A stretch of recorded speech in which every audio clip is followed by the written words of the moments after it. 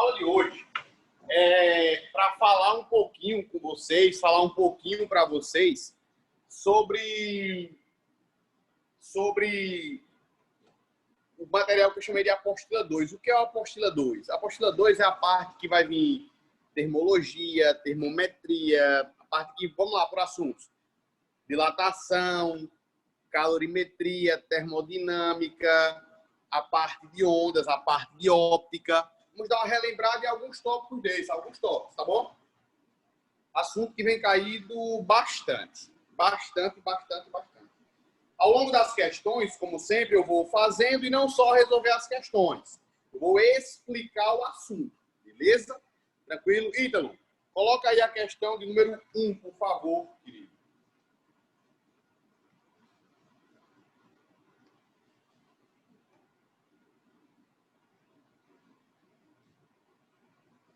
Diz assim a questão de número 1. Nos tratamentos dentários, leva-se em conta a composição dos materiais utilizados nos restaurados, de modo a haver compatibilidade entre estes e a estrutura dos dentes. Mesmo quando ingerimos alimentos muito quentes ou muito frios, espera-se não acontecer tensão excessiva, o que poderia vir a causar rachadura nos dentes. Vamos embora. Entre as afirmativas a seguir, qual a mais adequada para justificar o fato de que os efeitos desagradáveis dessa natureza podem ser evitados quando? Gente, o que é que ele está falando na questão? Ele está falando que não pode ter o que ele diz, espera-se não acontecer uma tensão excessiva. Como é que pode acontecer tensão? Simples. Para acontecer uma tensão é se dilatar demais ou contrair demais. Se o dente contrair ou se o material dilatasse, não é verdade? Então, o que é que tem que acontecer? Que assunto é esse? Dilatação. O assunto é a dilatação. E aí, gente, falar em dilatação, olha para cá. Falar em dilatação. Eu estou falando em quê, gente? Eu estou falando o seguinte, olha, presta atenção. A dilatação depende de 3 características. Depende do material que foi feito, que a gente vai chamar de coeficiente, pode ser o linear, pode ser o superficial ou o volumétrico. A gente depende do tamanho inicial, depende do tamanho inicial, que pode ser o comprimento inicial, a área inicial ou o volume inicial, dependendo de tudo. E depende também da variação de temperatura. Depende da variação de temperatura, o ΔT. Professor, como sair, hein? Vai pagar as 3 formas, os 3 tipos. A linear pode ser comprimento inicial, coeficiente de dilatação linear vezes variação de temperatura. O superficial, que é a área. Variação de área é igual a área inicial vezes coeficiente vezes variação de temperatura. Professor, e por último, o volumétrica, volumétrica é igual volume inicial, coeficiente volumétrico, variação de temperatura. Professor, o que é que eu preciso saber mais aí, gente? Só para te relembrar, olha para cá. O superficial equivale a 2 vezes o linear. Porque aqui cresce em apenas uma única dimensão. Aqui cresce 1, 2 e 2 dimensões. E o volumétrico cresce em 1, 2, 3. Então, o volumétrico equivale a 3 vezes o linear. Tranquilo, gente? De boa? Filé? Professor, linear, superficial e volumétrica. Qualquer corpo sofre os 3 tipos de dilatação? Não. Apenas os sólidos. Os líquidos só sofrem dilatação volumétrica. Linear, superficial e volumétrica. Relembra, vai. Os líquidos só sofrem dilatação volumétrica. Professor, ainda desse assunto, tem uma parte bem importante chamada de comportamento anômalo da água. O que é isso? Pessoal, a água ela comporta-se o seguinte, A água, falando de água. Volume em função da temperatura. A água, ela comporta-se de seguinte maneira. À medida que você vai resfriando a água, o volume dela vai diminuindo. Opa, à medida que você vai resfriando, não, você vai aquecendo. O volume dela vai diminuindo. Depois é que volta ao normal. Professor, e que temperatura é essa, hein? Que essa água se contrai o máximo. É uma temperatura de 4 graus Celsius. E aí a gente tem o seguinte, os livros dizem o seguinte, ó, que a água tem um comportamento anômalo.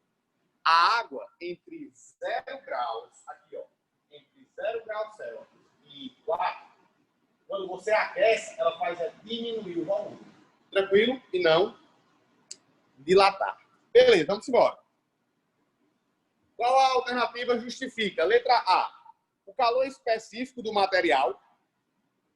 Letra A, o calor específico do material do qual são compostos os dentes tem um valor bem próximo do calor específico desses outros materiais? Falso. Não é isso. Beribola. O coeficiente de dilatação do material do qual são compostos os dentes tem um valor bem próximo do coeficiente de dilatação desse material. Verdade. Porque, olha para cá, foi completamente preenchido. Então, o tamanho inicial foi o mesmo. A temperatura que o dente sofrer é a mesma temperatura que o material vai sofrer. Verdade. Então, para que não tenha dilatação, ou que a dilatação seja iguais, já que tem tamanho inicial igual e variação de temperatura igual, o que é que tem que ser igual também? O material que é feito. Ou seja, letra B de bola para a resposta da questão de número 1. B de bola, questão 1, B de bola. Tranquilo? Questão 1, letra B de bola. Filé, gente. Tranquilo. Aí a letra C, as temperaturas seriam diferentes, falso. Letra D, capacidade térmica, falso. Letra E, calor latente, falso. Isso aí é coeficiente de dilatação, para evitar tensão. É o que acontece nos fios, por exemplo, ó. Um fio de alta tensão, ele é assim, ó, tá aqui o potezinho aqui, ó. Lá, como não tem esse negócio de material, lá é o comprimento. Eles são colocados assim, ó, com uma certa folga, que é para evitar que tenham tensão máxima e quebrem, rompam. Tranquilo, gente? Vai, Ítalo. Questão de número 2. Para a galera ir lendo. Quem quiser tirar o print, tira.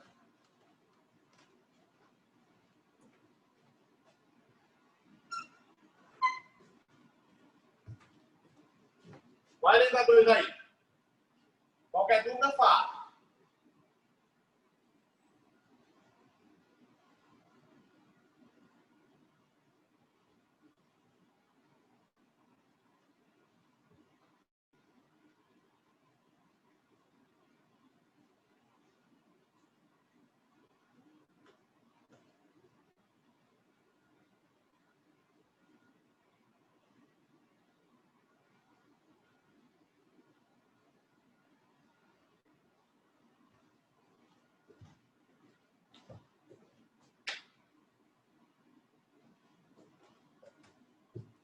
Diz assim, ó.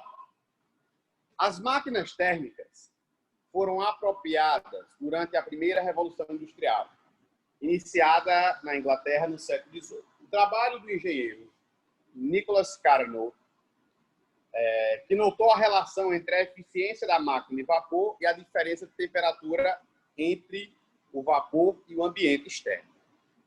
Foi fundamental para esse aprimoramento.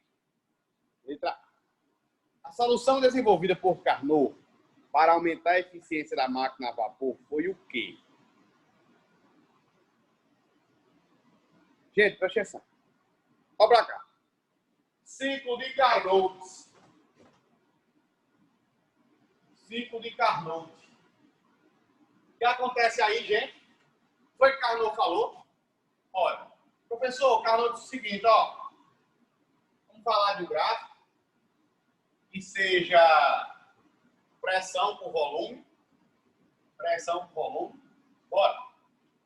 E aí Carnot falou o seguinte, olha para cá. Ele disse, ó, eu vou ter duas transformações iniciais. Essa e essa. Me diz uma coisa. Eu vou sair de A para B. Depois vou para C. Depois Carnot vai para C.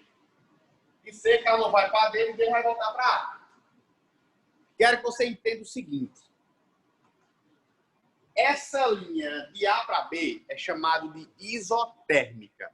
O que são isotérmicas? Ó, de A para B e de C para D são isotérmicas. O que são isotérmicas? Mesmas temperaturas. Professor, essa daqui é a isoterma T1, né? É. E aqui embaixo é a isoterma T2, né? Essa de D para C é. Quem é que tu acha que tem temperatura maior, gente? Essa primeira linha, de A para B, lá de baixo, de C para D. Quem é que tem temperatura maior? Quem é que acha aí? Fala comigo aí. Quem é que acha que tem temperatura maior? A de cima, de A para B, ou a de baixo, de C para D? Quem é que tem temperatura maior? Gente, maior. Quem é? A para B. A para B. A para B. Quanto mais afastado do gráfico, maior a temperatura. Ah, então quer dizer que a temperatura da isoterma de A para B é maior que a temperatura da isoterma de C para D. Exato, gente, é maior. Por quê? Quanto mais afastado do gráfico, maior a temperatura. Professor, mas por quê? Porque Deus quis, foi? Não, é só tu usar isso aqui, ó. Se tu usar essa relação, olha para cá, se tu usar essa relação, ó. V1 é igual V2. Tu prova que as mais distantes têm maior temperatura. Tranquilo? De boa? Filé. Professor, o que mais? Agora, entre A e B e C e D, eu vou ligar, viu? Ele saiu de A para B. Aí, ó, veio. Aí, quando chegou aqui em B, ele foi para C, ó. Quando chegou em B, ele foi para C, ó. Aí, quando chegou em C, o cara voltou para D. Aí, quando chegou em D, aí o cara, ó, voltou para A. Aí, agora eu quero uma resposta de vocês, tá? Me ajuda aí. De A para C, de B para C, e de D até A, de D até A. Quem lembra quais são as transformações? Entre duas isotérmicas existe o quê? Quem lembra? Adiabática.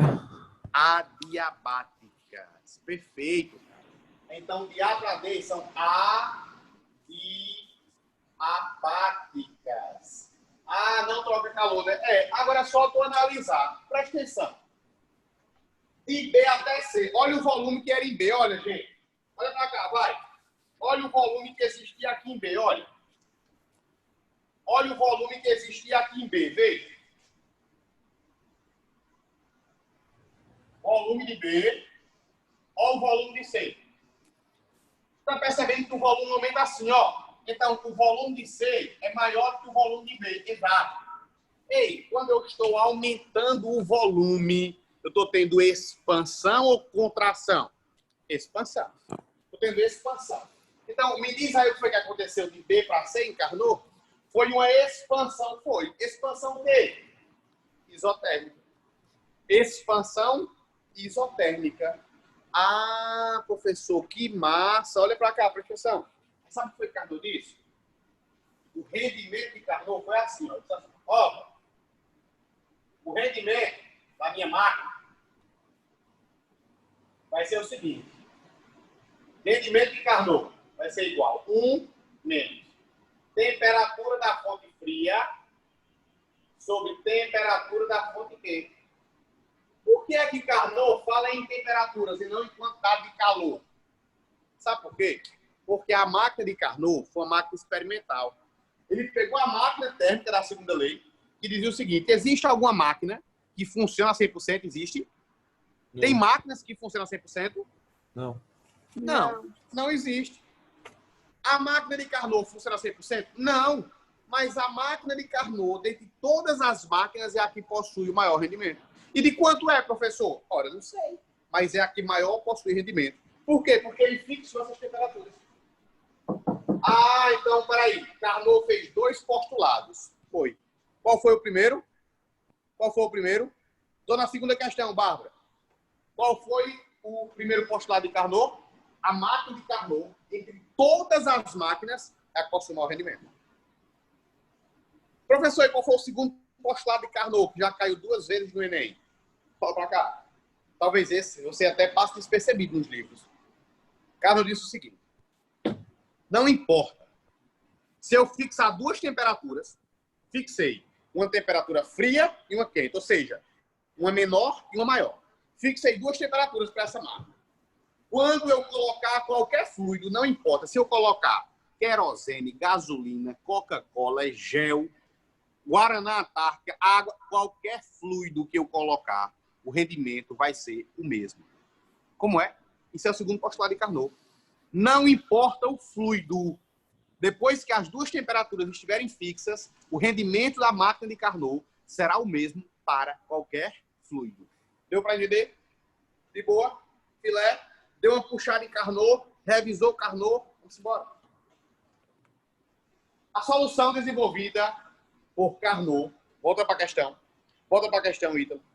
A solução desenvolvida por Carnot para aumentar a eficiência. Ei, gente, olha para cá.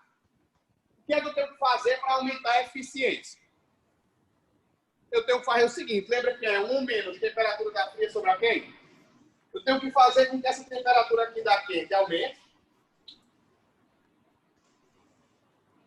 e a da fria diminua, né? Ou seja, tenho que fazer com que a temperatura final aumente. Bora. Letra A diz assim: reduzir o volume do recipiente sobre pressão constante. Professor, se eu reduzir o volume e temperatura são diretamente proporcionais. Se eu reduzir, vai reduzir também. Letra B, aumentar o volume e reduzir a pressão proporcionalmente. Ora, se eu faço isso pela equação geral, meu volume não está fazendo nada. Estou aumentando um e diminuindo o outro. C, reduzir o volume e a pressão proporcionalmente. Professor, quando eu estou fazendo os 2 proporcionais, eu estou equilibrando o sistema. Letra D, reduzir a pressão e manter o volume. Olha para a letra E, vai. Aumentar a pressão e manter o seu volume. Professor, presta atenção, olha para cá. Presta atenção, viu? Olha para cá, olha para cá, olha para cá, olha para cá, olha para cá, olha para cá. Solta aí, então.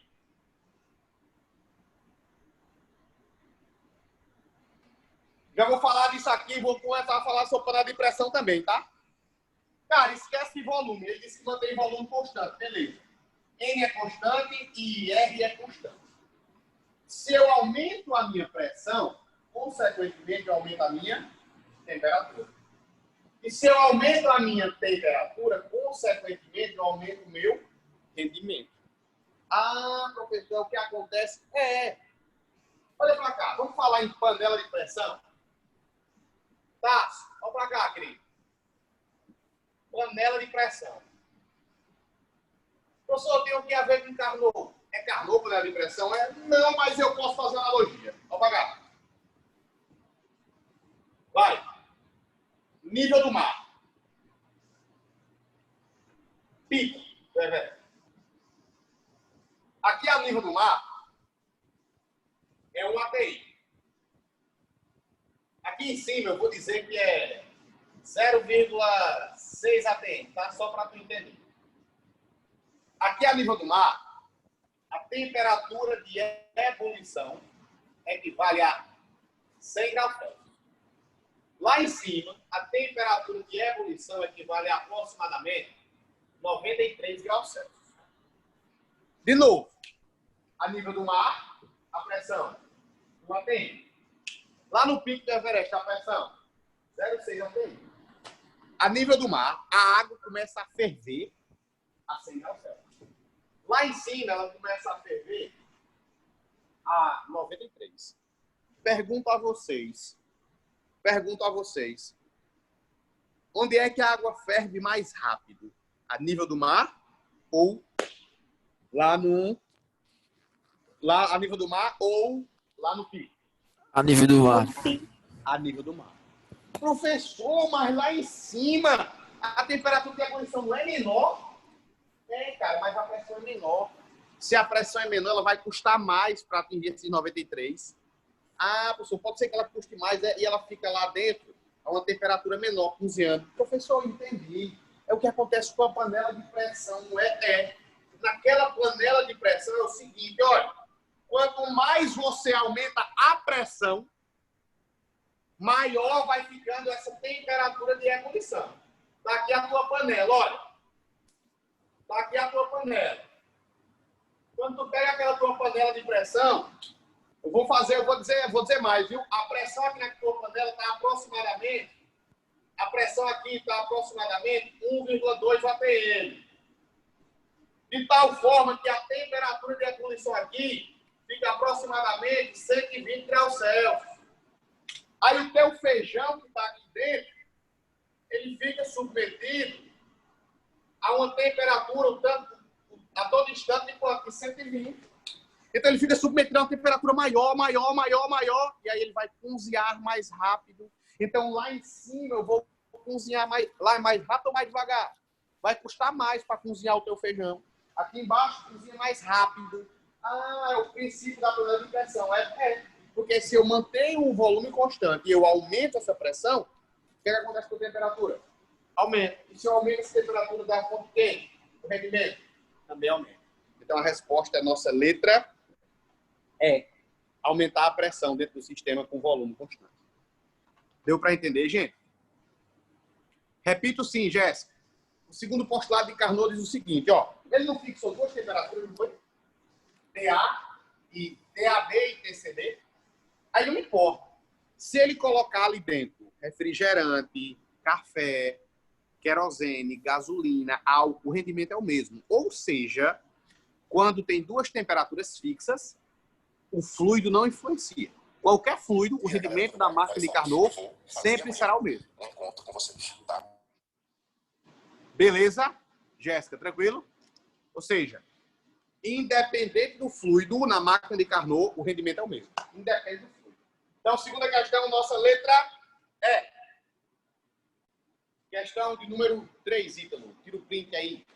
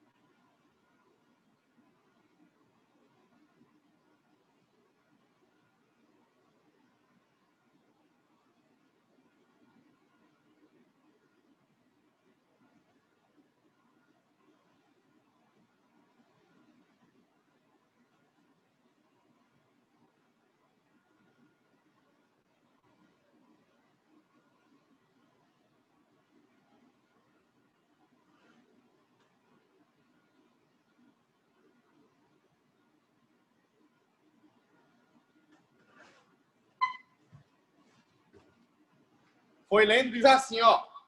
Vou ler, viu? Diz assim. A sensibilidade visual de humanos e animais encontra-se em uma estreita faixa do espectro de radiação eletromagnética, com comprimento de onda de 380 nanômetros até 760 nanômetros. É notável que os vegetais também reagem à radiação dentro desse mesmo intervalo, incluindo a fotossíntese e o crescimento fototrópico. A razão para a importância dessa faixa etária, dessa estreita faixa de radiação eletromagnética, é o fato de a energia carregada por um fóton ser inversamente proporcional ao comprimento de onda.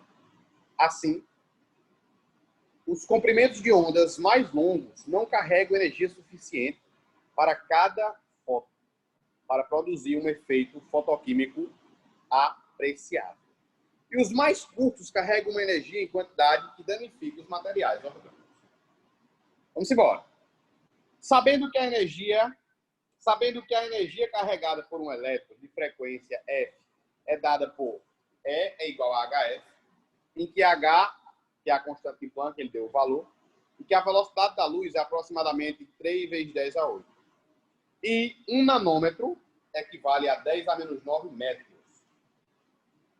A cor da luz, cujos fótons carregam uma quantidade de energia correspondente a 3,96 vezes 10 a menos 19 joules é quanto? Gente, presta atenção. Presta atenção. Vou apagar. Professor, esse assunto aí é que assunto, hein? Ondas? É, ondas. E o que mais, professor? Física moderna, né? Professor, dizem que física moderna não cai no Enem? Cara, tu tá percebendo que o que ele coloca nessa física moderna, que ele fala, é essa energia de Planck.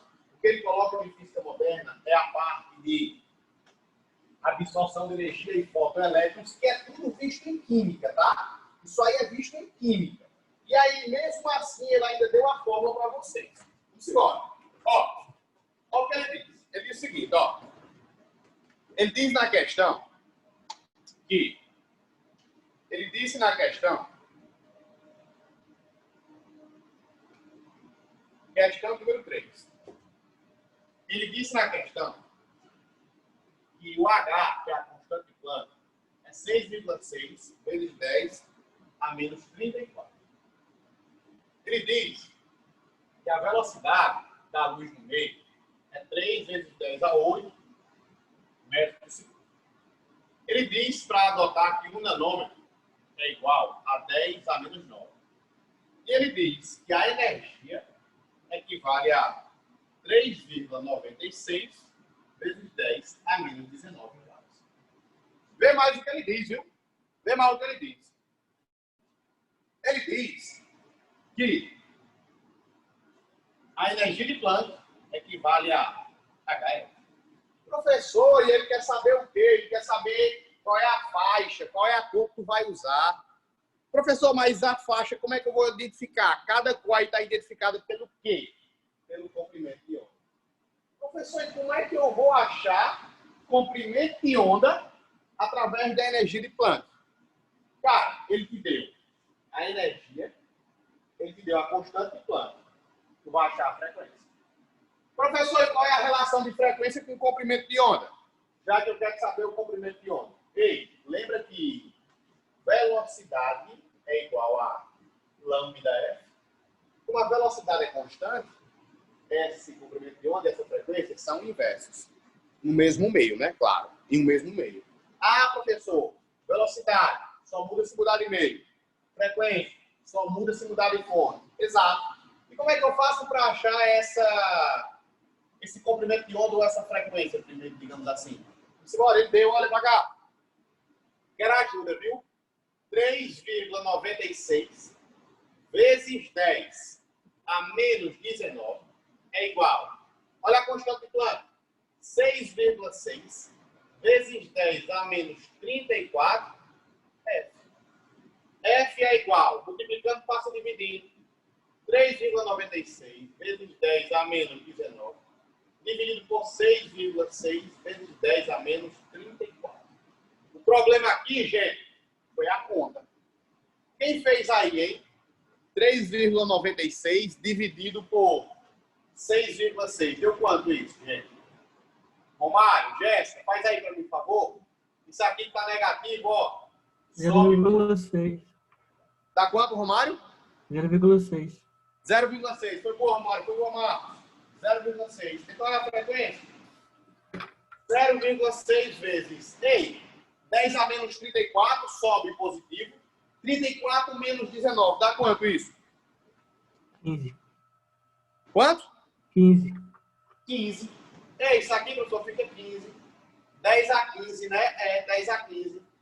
Professor, 10 elevado a 15. Ou, frequência é igual a 6 vezes 10 a 14 Hz. Exato. Professor, agora com a frequência,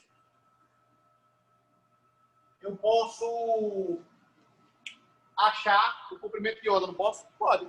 Olha a velocidade. 3 vezes 10 a 8 é igual. Lambda multiplica 6 vezes 10 a 14. Lambda é igual. 3 vezes 10 a 8 dividido por 6 vezes 10 a 14. Lambda é igual. Ei, gente, como é que fica isso, hein? 0,5 vezes 10 a 8 vezes 10 a menos 14. Lambda é igual a 0,5 vezes 14 menos 8 é 6. Então fica 10 a menos 6 metros. Professor, mas ele quer saber em nanômetro. Na questão está em nanômetro.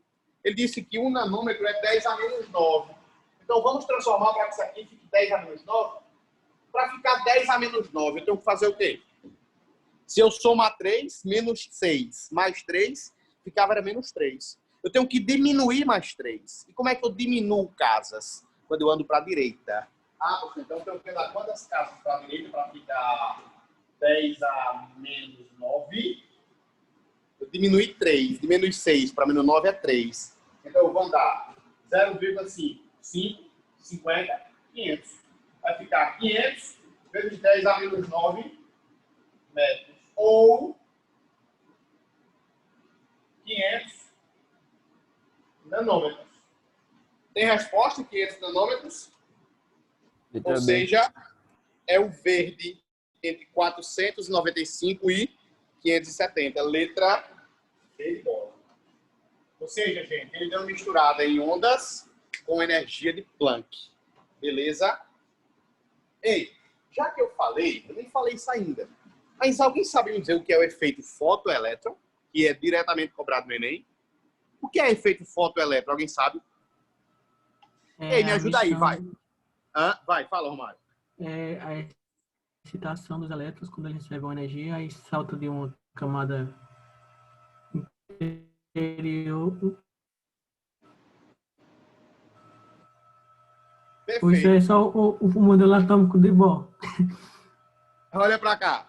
Quando ele passa de uma camada mais energética para uma menos energética, ele não libera energia, não libera? Sabe o que é o efeito fotoelétron? Essa energia a gente não chama de fóton, não é? É. A grosso modo, Romário, só para tu entender. Os caras pegaram uma superfície bem polida. Bem polida mesmo. Imagina que isso aqui é uma superfície bem polida. Uma bandeja de inox bem polida. E deixa perto de átomos. E aí, quando esses têm essa parte de volta de um meio mais energético para o menos energético, que libera essa energia batia nessa superfície e arrancava elétrons. Ou seja, tinha emissão de elétrons através disso. Por isso que é feito fotoelétrons. É o foto, a energia batendo na superfície e arrancando elétrons, emitindo elétrons. É isso que é o fotoelétron. Beleza? Tranquilo? De boa. De boa. Sim. Questão 4.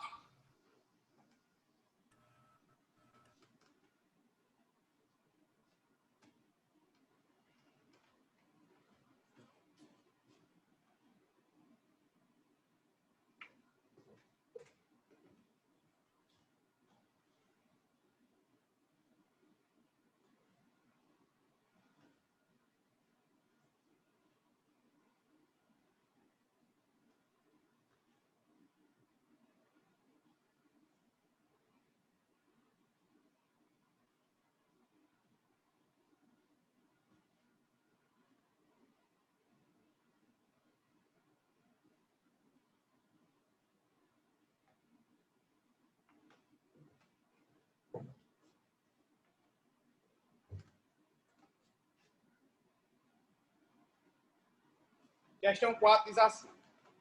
Meteorito despenca sobre a Rússia e a população vive momentos de pânico. Centenas de pessoas ficam feridas com vidro quebrados pelos impactos de um meteoroide contra a atmosfera. A queda de um meteorito sobre Montes Urais na manhã de ontem deixou cerca de 1,1 mil pessoas feridas. Provocou, pelo menos, uma forte explosão e causou pânico na população local. A maioria dos feridos foi atingido pelo destilaço de vidro que se quebrou em razão de uma expansiva onda provocada pela queda do corpo celeste. Ô, gente, presta atenção. A gente viu alguma coisa parecida com isso, viu? Esses dias? Uma forte explosão que causou pânico em algum local e os feridos foram atingidos por estilhaços de vidro que foi quebrada devido a uma onda expansiva. Teve isso algum ressentimento no mundo ou não? Sim. Foi aí em Recife? Foi aqui em Recife mundial. Teve mais aonde? No mundo todo esses dias. Explosão de amônia que teve esses dias aí. Beirute. Lá no Líbano. Capital libanês. Como é o nome da cidade? Em Beirute. Beirute. Cara, essa questão aí, se cair no Enem ou em algum vestibular que vocês forem fazer, vai ser essa mesma questão, com essa mesma resposta. A diferença é que vai ser Beirute, não vai ser mais Rússia. É a mesma coisa, não muda nada. Então, o que foi que aconteceu? Vamos embora. Às 9h20, um objeto de alta velocidade foi observado nos céus dessa cidade aí, deixando um grande rastro atrás de si. No rastro de 2 minutos, houve 2 estrondos, disse Yuri Breit, funcionário do setor de emergência, por meio de nota. A onda de choque quebrou vidros em uma série de cidades da região, disse ele. O fenômeno associado aos vidros partidos pelo som intenso, por serem esses vidros sensíveis à frequência da onda sonora, recebe o nome de quê? Por que é que esses vidros foram quebrados? Primeira característica, que é onda de choque. Você sabe o que é isso? São ondas de choque. O que são ondas supersônicas? Onda de choque é onda supersônica. Professor, calma, me ajuda, vai. Ó, Badá. Uma onda supersônica é quando essa onda ela tem uma velocidade maior que a velocidade do som. Ah, professor, aviões supersônicos ou suprassônicos é quando eles andam com a velocidade maior do que a do som? Qual é a velocidade do som? 340 metros por segundo. Onde é que acontece isso diariamente? Relâmpagos. O relâmpago tem uma velocidade maior do que a do som. Então, primeiro tu vê o raio. Tu vê aquele raio do relâmpago lá. Depois, tu escuta o estrondo. A gente chama de trovão. Isso aí é supersônico. Eu sou tranquilo, de boa, filé. Então, quer dizer que aquela onda aquela onda, ele falou onda de choque, que são ondas supersônicas que têm grandes velocidades. Aquela onda de choque, quando atingiu aquele vidro, apagar o vidro, aquele vidro, ele tinha uma frequência de aproximadamente, sei lá, 50 Hz, só para tu entender. E essa onda de choque, ela também vem com uma frequência, assim, ó. Ela vem com uma frequência de 50 Hz, ou muito próximo disso. E aí, quando essa onda de choque contra esse vidro, começa a vibrar, começa a energizar o sistema. E aí, quando fica energizado, quando energiza, quando tem muita energia, esse encontro dessa onda com essa vai aumentar a energia. Quando aumenta a energia, aumenta o que mais? A amplitude da onda. E aí, essa amplitude elevada com esse aumento de energia causa o rompimento. E esse rompimento é chamado de ressonância. Professor, o rompimento é não é o rompimento não, tá? É quando essa frequência de 50 encontra com essa. E aí elas ficam vibrando juntas e, consequentemente, aumenta a energia do sistema, aumenta a amplitude da onda. Quebrou. Ressonância. Resposta é letra D de bola. Aquela cena, gente, que eu acho que todo mundo viu, que tá uma noiva tirando uma fotografia, de repente quebra um monte de vidro na janela. O que foi isso ali? Ressonância. Aquela onda de choque veio com uma grande frequência, bateu naquela janela de vidro, vibrou e quebrou. O professor não viu vibrando, não. Cara, foi tão rápido, tão intenso, tão energia, que não deu tempo de ver. Só viu a explosão, rompendo os vidros. Ressonância. Beleza? Jerônimo, Oi. no caso, ressonância é quando um outro fenômeno atinge uma velocidade maior do que a do som, não é? Não. Quando atinge velocidade maior do que a do som, isso são chamados de ondas supersônicas. Ressonância é quando uma onda tem uma frequência, atinge um objeto ou um meio com frequência igual. Isso é ressonância. Beleza? Tá. Tranquilo? Obrigada. De nada. Questão de número 5, meu amigo Ita.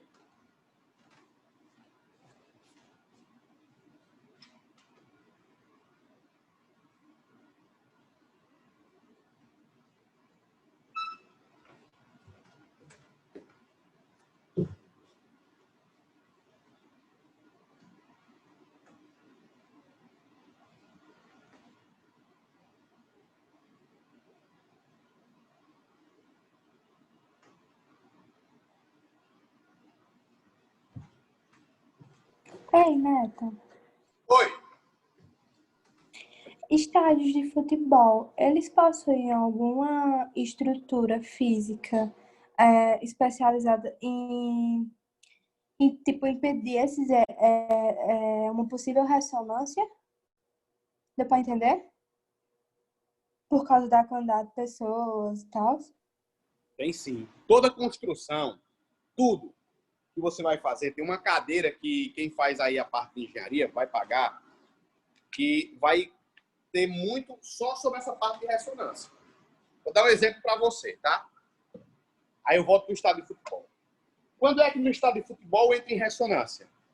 Alguém aqui já foi perto de um estádio de futebol, e aí quando tá no estádio de futebol, que você tá perto dele, por exemplo, eu tô em Recife, agora eu tô em Recife. E eu tô dando aula aqui, o cursinho aqui em Recife é do lado do estádio do Sport. Às vezes você tá aqui dando aula, e aí, de repente, o Sport faz um gol lá. E aí a torcida começa a pular, e pula todo mundo igual. Você sente aquilo, eu tô dando uma aula tremendo, vibrando. Por quê? Porque o sistema entrou em ressonância.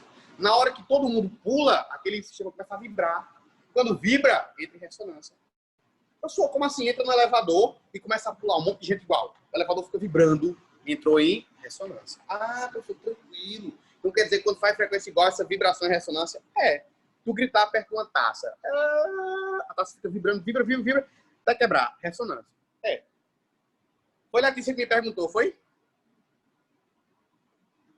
Foi. Letícia, lá no Japão, tem muito ou pouco terremoto? Muito. Muito. Ondas sísmicas que aí, ó, causam vibração, não é verdade? Os prédios lá, ó. Aquele fenômeno ali, aquele prédio ali, ó. É ressonância, sim ou não? Sim. Tu acha que a base de um prédio desse tem que ser dura, rígida, para vibrar? Ou tem que ter flexível para aguentar a vibração? Flexível, né? Flexível, né? Exato. Uma das coisas que o Japão mais importava do Brasil era bambu. Colocavam bambu nas construções. O bambu é flexível demais. Então, para colocar nas bases das construções, para quando tivesse terremoto, entrar em ressonância, não romper, não quebrar e o prédio cair. Vibra, mas não quebra. Beleza? Como aconteceu com a ponte da Tacoma. Não ouvi. Então, todos os corpos são suscetíveis à ressonância, né? Então, sim. Sabe onde é que está acontecendo ressonância agora? Agora aí. Você falando comigo acontece ressonância. Sabe por quê? Tu tá ouvindo a tua voz, tá? Tô. Pronto. Tu acha a tua voz bonita ou feia? Não sei. Uhum. A voz que tu escuta, Normal. só você escuta. Depois, quando acabar a aula, manda um áudio para alguém e escuta o teu próprio áudio. Vai ver que é diferente a tua voz. Por quê? Porque a voz que todo mundo escuta é a voz que está no teu áudio. A voz que você escuta quando você fala, só você escuta. Eu acho a minha voz perfeita. E vocês acham irritante, feia. Tem que aguentar porque tem que aprender alguma coisa aqui difícil. Mas a voz que eu falo, só eu escuto. Por quê? Quando eu falo, a minha voz, quando ela sai, ela entra em ressonância aqui, ó. E ela passa por esse tubo. E por entrar em ressonâncias com os meus ossos, só eu escuto a minha voz. Isso é um fenômeno de ressonância. Tranquilo? Tranquilo, obrigada. De nada, meu amor. Vai, questão de número 5.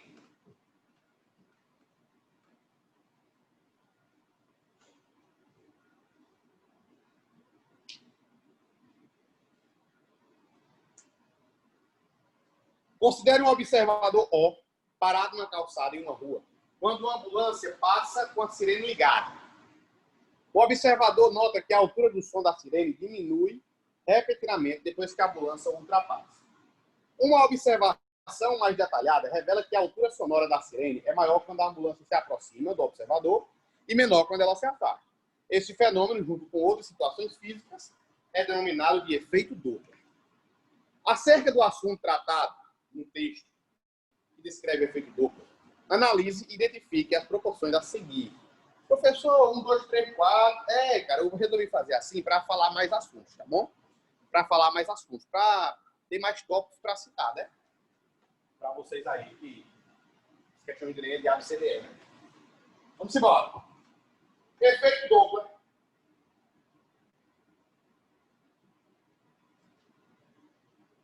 Professor, o que é que acontece? Aí, primeira característica é o seguinte, ó. Nada mais vai ser do que um observador parado. Tá? Um observador que está parado. Observador. E aqui um carro. Esse carro é a fonte. Eu disse a vocês, Jéssica, veja, que eu disse a vocês que o nosso referencial sempre ia ser saindo do observador e indo para a fonte. O que eu estou querendo dizer com isso? Quando a fonte se afastar do observador, ela está indo para lá, se afastando, ó. Imagina o observador parado. Olha a fonte se afastando dele, indo embora. Está no sentido. Então vai ter sinal positivo. Olha a fonte se aproximando do observador. Olha. Se está se aproximando, o referencial é para lá. Para direita de vocês. Para a direita. E aí, ó. A fonte vindo para a esquerda, se aproximando, está indo embora. Negativo. Professor, o que é negativo e positivo? É isso aqui, olha para cá. Frequência aparente, que é a frequência que a gente escuta da ambulância, é igual à frequência real, que é a realmente emitida. Ah, professor, e essa real é diferente dessa? É, cara. Ou tu acha que tu escuta som diferente da ambulância, porque na hora que o cara vai passando lá com 4 vítimas graves, aí o motorista vai lembrar de aumentar o volume da sirene para você escutar mais alta? O volume não, a intensidade não. A altura, o som falou certinho.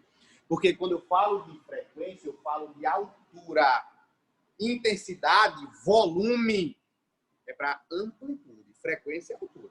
Então, olha para cá. Vai ficar velocidade do som, mais ou menos velocidade do observador, dividido pela velocidade do som, mais ou menos velocidade da fonte. E aí eu repito para vocês, gente, ó. Quando a fonte está se afastando, aí eu vou assinar com sinal positivo. Quando a fonte está se aproximando, vou usar que sinal negativo. Vamos embora, vai. Item 1. Quando a ambulância se afasta, o número de cristas de ondas por segundo que chegam ao ouvido do observador é maior. Professor, não entendi nada. Entendeu, filho? Me ajuda aí, vai. Me ajuda aí, galera, por favor, vai. Ei, quem é que tem uma frequência maior? Romário, tá aí? Tô. Quem é que tem uma frequência maior, Romário? 1 ou 2? A1. Quem é que tem frequência maior? A1. Frequência de 1 é maior do que a frequência de 2. Ei, tu lembra daquela forma que já falamos hoje sobre ela? V é igual a lambda F. Como V é constante, para um determinado meio, quanto maior a frequência, menor o comprimento de onda. Cara, olha para cá. Olha o comprimento de onda. Não é a distância entre duas cristas. Olha o comprimento de onda da 2, como é grandão. Olha o comprimento de onda da 1, como é pequenininho, porque as cristas estão próximas. Aí ele disse assim, cara, olha para cá, vai, presta atenção. Quando a ambulância se afasta... Ei, gente, pensa comigo, vai. Quando a ambulância está se afastando, tu escuta um som mais alto ou mais baixo? Quando ela se afasta, ela vai embora. Mais baixo. Mais baixo. Mais baixo quer dizer que está com grande frequência ou pequena frequência? Pequena frequência. Um som alto é um som de alta frequência. Um sonzinho baixo é um som de baixa frequência. Filé. Então, se a frequência é pequena, olha quantas cristas teve. 1, 2, 3. Olha essa ali, que é a grande frequência. Quantas cristas teve? 1, 2, 3, 4, 5, 6, 7. Ou seja, quem tem grande frequência tem mais cristas. Quem tem pequena frequência tem menos cristas. Aí o que ele disse na questão, olha, quando a ambulância se afasta, frequência menor, menos cristas. O número de cristas de ondas por segundo que chega ao ouvido é maior. Gente, é maior ou é menor? Menor. Menor. Menor. Menor. Então, esse item 1 está falso. Falso, item 1. Falso, item 1. 2. As vibrações de tonalidade do som da sirene, da ambulância, percebida pelo observador, devem-se à variação da frequência da fonte sonora. Ei, essa variação de frequência observada e a realmente emitida é por causa de uma diferença de frequência? Não, ele não está mudando a fonte. Essa variação de frequência decorreu da variação de velocidade. A velocidade relativa entre o observador e a fonte é que faz ter essa mudança de frequência entre a real e a aparente. Aquele emite e aquele escuta. É a variação de velocidade que faz isso. Tranquilo, gente? De boa? Aí professor. Para do lado de uma ambulância, fica parado do lado dela. Ou então fica dentro da ambulância, um médico que vai dentro da ambulância para socorrer um paciente. Ele fica ouvindo frequência diferente ou ele sempre escuta a mesma frequência? Sempre escuta a mesma frequência. A mesma. Sempre escuta a mesma, porque ele está dentro do sistema, a velocidade relativa dele não está mudando. Tranquilo? Então, está falso, item 2. Item 3. Quando uma fonte sonora se movimenta, a frequência do som percebida pelo observador parado é diferente da frequência real emitida por ele. É verdade. Quando está parado é uma frequência e movimento é outra, é verdade. 4. É possível observar que o efeito Doppler, não apenas no som, mas com qualquer tipo de onda. Verdade. A gente estuda mais em som, mas ela ocorre com qualquer tipo de ondas. Então, 3 e 4, verdade. Letra B de bola para a questão de números. Tem uma Para pergunta, revisar efeito Doppler, tem uma pergunta de Amanda. eu não vi. Deixa eu ler. Deixa eu falar. De quem é?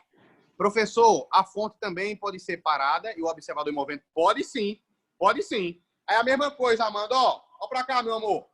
Se a fonte está parada, aqui vai ser 0. Se o observador se aproxima, está indo no sentido ou não? Vai ser o quê? Positivo. Se o observador se afasta, está indo contrário, é o quê? Negativo. Beleza? Tranquilo, Amanda?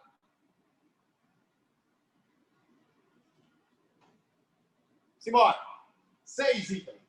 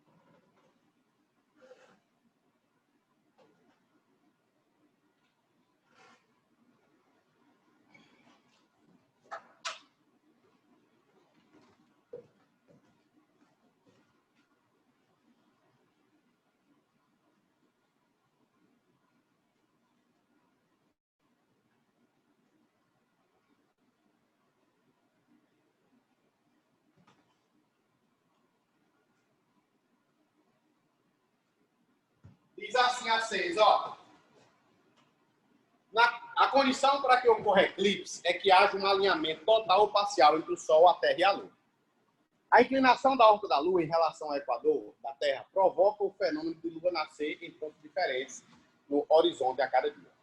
Se não houvesse essa inclinação, todos os meses teríamos um eclipse na Lua, ou eclipse do Sol. Abaixo vemos a representação da figura nas posições 1, 2, 3 e 4, correspondente aos instantes diferentes dos eclipses. As figuras a seguir mostram como um observador na Terra pode ver a Lua. Numa noite de lua cheia, ele pode ver na figura de número 1. Aí ele diz assim, a sinal alternativa que corresponde Assina a alternativa em que acha correspondência entre a posição da Lua observada e o tipo de eclipse. Galera, presta atenção. O que é que acontece aí? Solta aí. Isso é pra mim, vai. Aqui tem o Sol. Aqui tem a Lua. E aqui tem a Terra. Quando o raio de Sol bate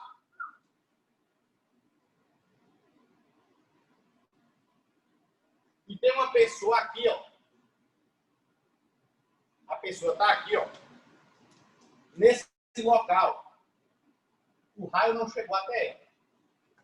Professor, se o raio não chegou até ela, ele não vai conseguir enxergar o Sol, porque eu só consigo ver o que está iluminado, exato. Ah, então como eu não consigo ver o Sol, isso aqui é chamado de eclipse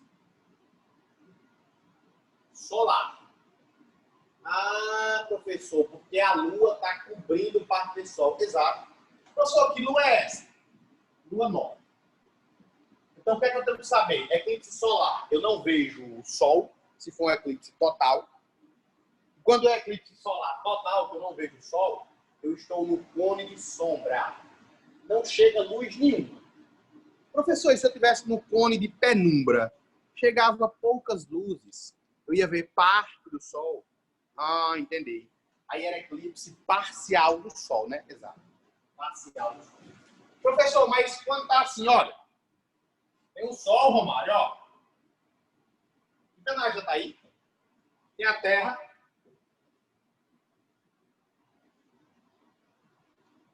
E a Lua. Olha. Lá vem o raio do Sol. Outro. Eita, professor, não bateu o raio na Lua. Foi. A Lua é uma fonte de luz primária ou secundária? Secundária. Eu só enxergo a Lua porque ela recebe essa iluminação do Sol. Então, cara, o raio não está batendo na Lua. Então, eu não vou ver essa Lua nunca. Isso aqui é chamado de eclipse lunar. E qual é a fase? Lua cheia. Então, quando eu não vejo a Lua, é eclipse lunar. Eclipse total da Lua. Está na fase de Lua cheia. Bora fazer a questão. Letra A, desafio item 1. Coloca lá aí, tu vai na questão.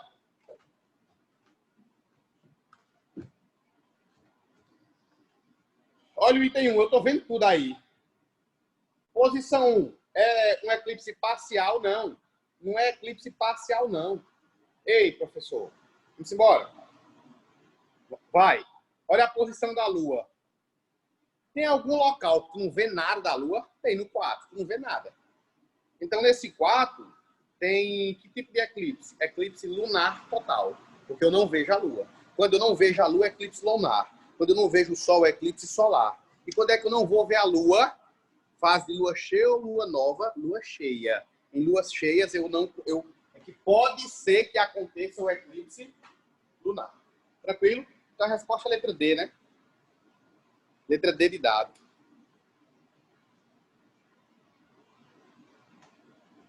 Beleza? Não vejo a Lua. Lunar total, ponto 4. Letra D de dado. D de Deus. D de Deus. Ítalo. Próxima questão.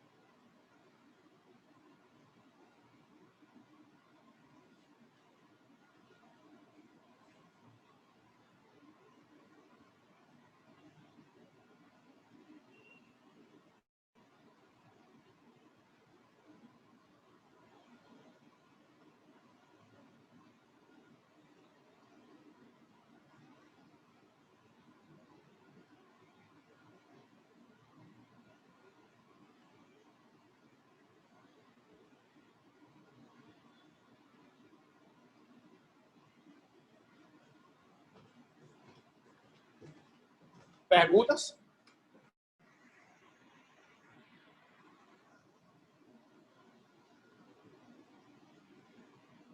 eu queria perguntar uma coisa, mas eu acho que, tipo, Exato, Nápoles. Exatamente. Diferença de angulação. Se não tem eclipse direto. Fala, meu amigo Romas. eu queria perguntar um negócio, mas eu acho que eu sei a resposta, mais ou menos. Porque, tipo, a pessoa vê a lua cheia, mas o eclipse da lua cheia depende da região da sombra, né? Que tá. Exatamente. Depende dessa angulação. Porque senão, Romário, se não tivesse essa diferença de angulação, ia ser sempre eclipse. Toda vez que fosse lua cheia, ia ter eclipse lunar. Porque, tipo, quem tá aqui, mais aqui no centro, não consegue ver esse eclipse, né? Exatamente. Aquele é o tipo o eclipse do. No caso da lua vermelha, era tipo um eclipse, quer dizer, na verdade era A lua vermelha, aquela lua bem grandona, não é isso? aquela lua de sangue, que é uma Aquela leazinha. lua de sangue bem grande é o que a gente chama de perigeu. É quando a lua está mais próxima da gente. Entendeu? Uhum. O mais próximo que a lua possa estar da gente é chamado de perigeu. É aquela lua vermelha bem grande. Aquela lua gigante. Exatamente.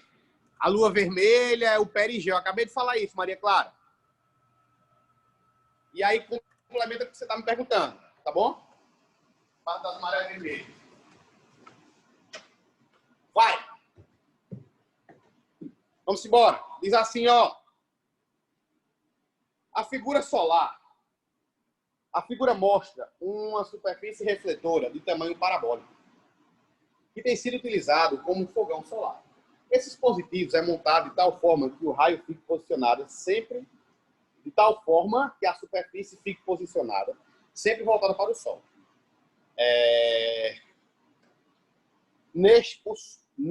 A panela deve ser colocada em um ponto determinado para maior eficiência do fogão. Considerando que a panela seja posicionada no ponto citado, a maior eficiência ocorre porque os raios solares... Ei! Qual é o ponto que une os raios em espelhos? Isso aí é um espelho côncavo que ele fez. Olha pra cá. O foco. Onde é que vértice, foco e centro? Todo raio que vem paralelo vai aonde? O foco. Ah, professor, então é isso aqui que acontece. Eu não sei se vocês já fizeram, mas tinha uma brincadeirinha que o pessoal fazia antigamente, que pegava lupas e ficava querendo queimar formigas. E aí é porque os raios eles convergiam ali num único ponto.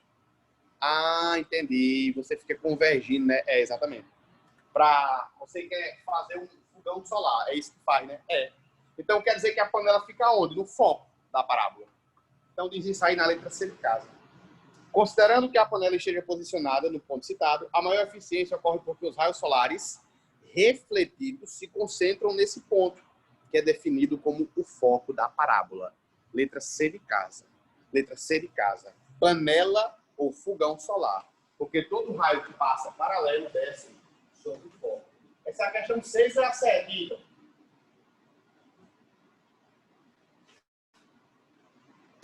Sete.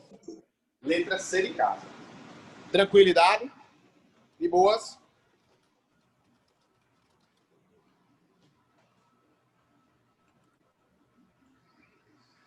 Coloca a 8 aí.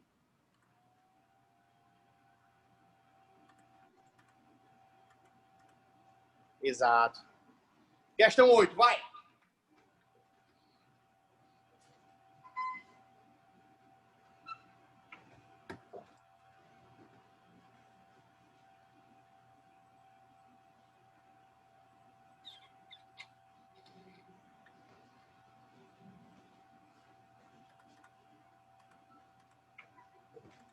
Um bastão é colocado sequencialmente em 3 recipientes com líquidos diferentes.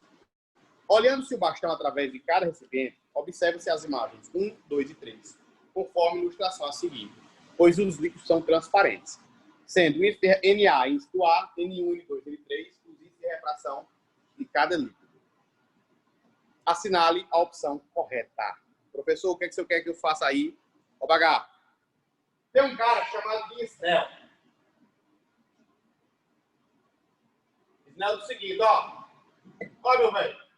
Existe uma relação que é N1 seno de 1 é igual a N2 seno de 2.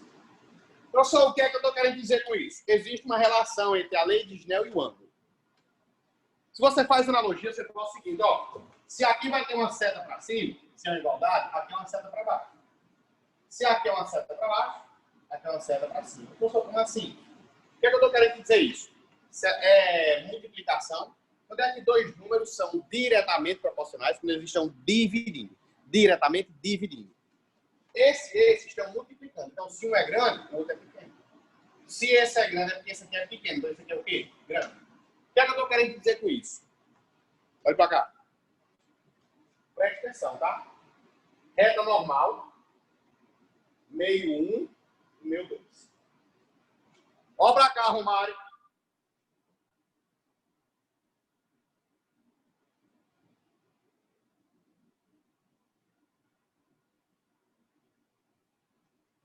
Esse ângulo aqui, que eu chamei de seno, é o ângulo entre o raio e a reta normal, beleza? Olha para esse ângulo aqui, olha. Ângulo 1. Olha para esse ângulo. Ângulo 2.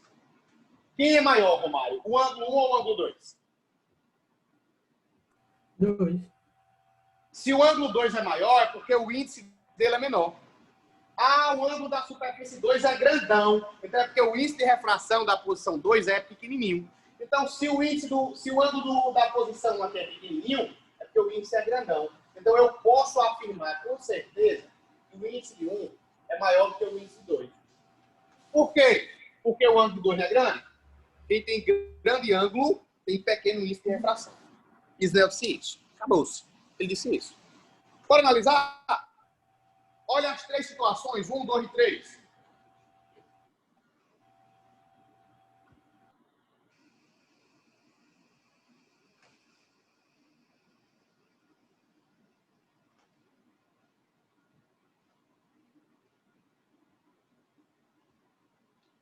Olha 1.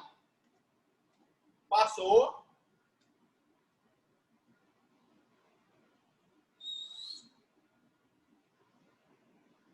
Olha 2. Olha 3.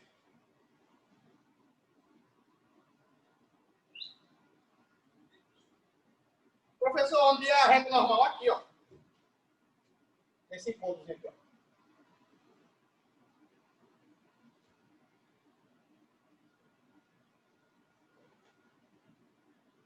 Professor, o que é que eu tenho que olhar? Aqui fora era sempre o A, em todas. E aqui dentro é o 1, aqui é o 2, aqui é o 3. Foi o que eu disse a vocês? Quem tem grande ângulo tem grande ou pequeno índice? Pequeno. Bora analisar o ângulo em cada um deles? Olha o ângulo no primeiro. Isso aqui, ó. Ângulo 1. Olha o ângulo no segundo, bem pequenininho. 2. Olha o ângulo no terceiro, o maior de todos. 3. Então, quem é que tem o maior ângulo? 3. Se ele tem o maior ângulo, ele tem o menor índice. Então, meu amigo, o índice ele está colocando do menor para o maior. Então, o índice de 3 é menor. Quem é que tu acha que é maior? O índice de 1 ou de 2? Quem é menor? Qual ângulo é menor? O ângulo 1 ou o ângulo 2? Ângulo 1 ou ângulo 2? Qual é menor? Qual é menor o ângulo? O 2. 2. Se o ângulo 2 é menor, o Dois. índice dele é maior, sim ou não? Sim. Então, Sim. olha pra cá. O ângulo 3 é o maiorzão de todos, é o menor índice. Depois é o índice 1. E o maior de todos é o índice 2. O que ele está dizendo? O 3 é menor do que o 1, que é menor do que o 2. Ou o índice de 2 é maior que o índice de 1, que é maior que o índice de 3. Qual das duas opções tem aí? Para a resposta. Letra E, né? O de 3 é menor do que o de 1, que é menor do que o de 2. Então essa questão aí é letra E. Dúvida? Tranquilidade, gente? Tira o print. Para aí não fixar a nota. E até Neto. ouvindo. Pode falar. Repete aí, por favor, de novo. Quanto maior o ângulo... Isso, olha pra cá. Tá vendo que tem, ó, seta grande e seta pequena. Tá vendo que aqui tem um ângulo pequenininho, ó, comparado com o 2? Tá vendo que o ângulo aqui, ó, que é entre a reta normal e o raio que passa, o ângulo é grande. Se o ângulo é grande, o índice é o quê? Pequeno. O ângulo aqui é o quê? Pequeno. O índice é o quê? Grande. Então, o índice de 1 é maior do que o de 2. Certo. Tranquilo? De boa? De boa. Obrigada, Neto. Nada, não. 9, Ítalo, vai!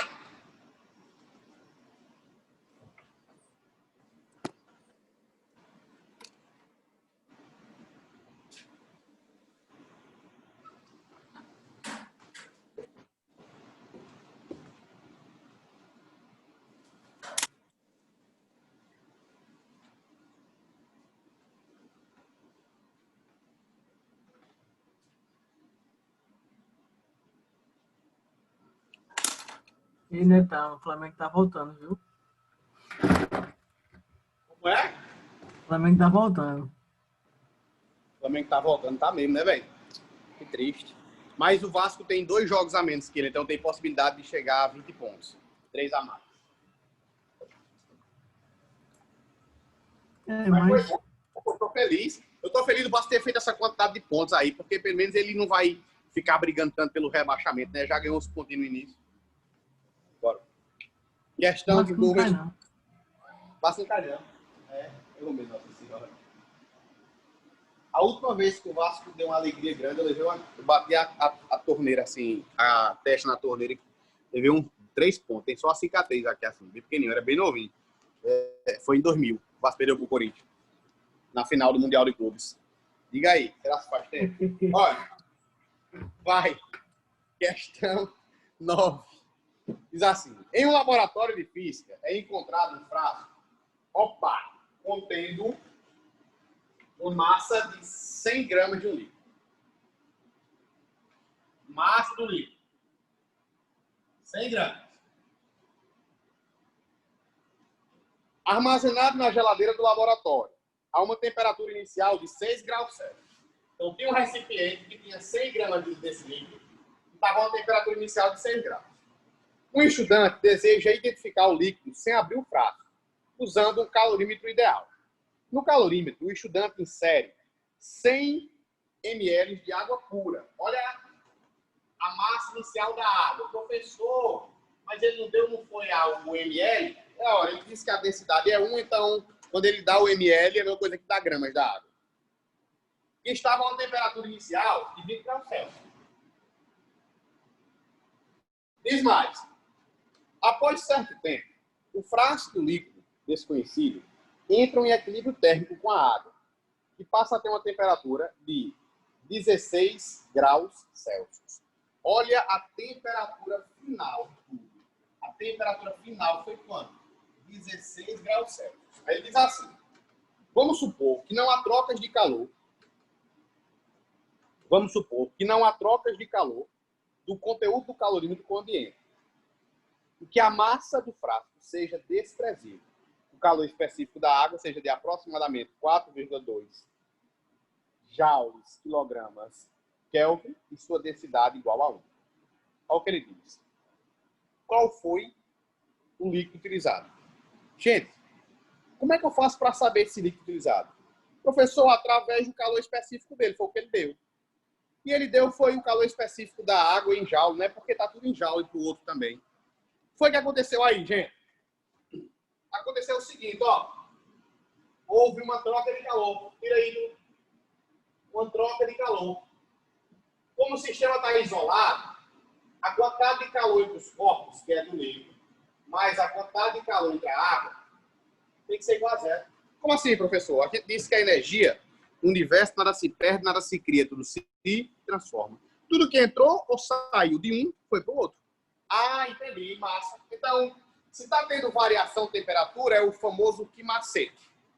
Seria quimacete ou quimala. Mas, ó, MC, delta T, MC, delta T. Tudo isso igual a zero. Massa do líquido, 100. Calor específico do líquido, eu quero. Temperatura final menos temperatura inicial.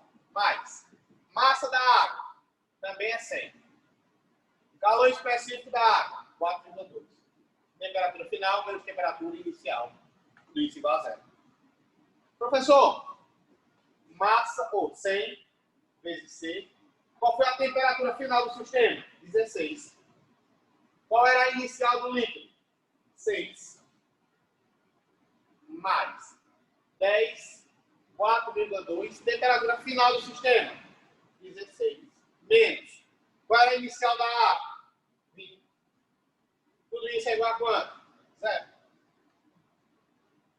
Professor, 16 vezes 6 é 10. 10 vezes 100 é 1000. 1000 C. Vai. Apagar. Mais. Professor, 100 vezes 4,2 é 420. Só que aqui, 16 menos 20 é menos 4. Romário, quanto é que tem essa continha, hein, Romário? Vai dar um valor negativo, né? Que é menos 4. Romário, 100 vezes 4,2 vezes 4, tá quanto? Menos 1.680. Eita, 1.680. Por que é negativo? 16 menos 20. Mais com menos é menos. Ou seja, 1.000 C menos 1.680 é igual a 0. O negativo passa positivo. 1.000 C é igual a 1.680. Ó, C é igual a 1.680 dividido por 1.000. C é igual. Tá quanto isso aí? 1,68. 61. Então, gama. Resposta é qual? Azeite. Letra D de Deus. Tranquilidade, gente? Alguma dúvida? Deu para dar uma relembrada em alguns tópicos da Física 2? Sim. Tranquilo? De boa? De boa. Tamo junto. Até quinta-feira. Vou ver o que é que nós vamos trabalhar na quinta, beleza? Mando para Quinta? vocês. Semana que vem, então. Semana que vem. Tchau. Valeu, Marcão.